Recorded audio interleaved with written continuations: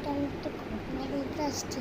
আজকে আমি তিনবার আমি চুলের শ্যাম্পু দেওয়ার পরে আমার চুলে এত সিল্কি হয়েছে।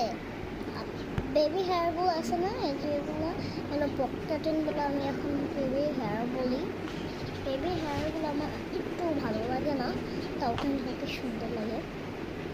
আমাকে সবাই ওয়াও বিউটিফুল, তোহা তোমাকে অনেক সুন্দর লাগছে, তাও কেন আমার এটা ভালো লাগে। তাও কিন্তু আমার চুল এত বড় ছিল, কেউ বিশ্বাস করতে পারবে না। এত বড় ছিল, কেউ বিশ্বাস করতে পারবে না, কারণ আমার চুল আগে অনেক সিল্কে ছিল, অনেক স্টিকি ছিল।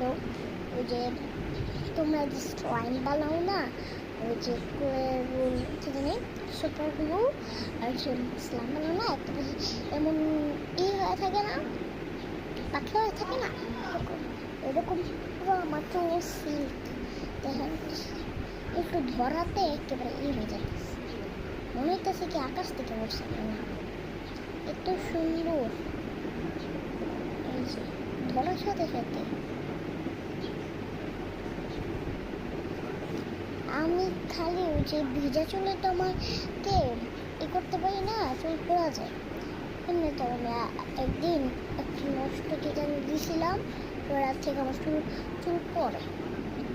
আগে এরকম ঘটনা হতো না, কিন্তু আগে চুল ভিজা থাকলে এমন সিল্ক হইতো, আমার বিশ্বাস করতাম না এত সিল্কি হইতো। সেটা দাঁড়ান নিয়ে আসতেছি।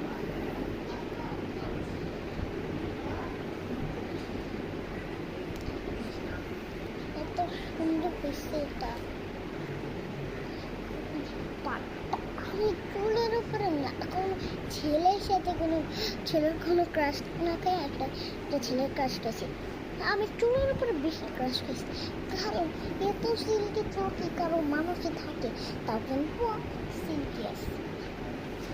এই যে আমার আগে চুল ছিল একটু, এই যে একটু না একেবারে চুল ছিল অনেক, আমার না আমার একটু কেটে গেছে, এখন এই পর্যন্ত হয়ে গেছে।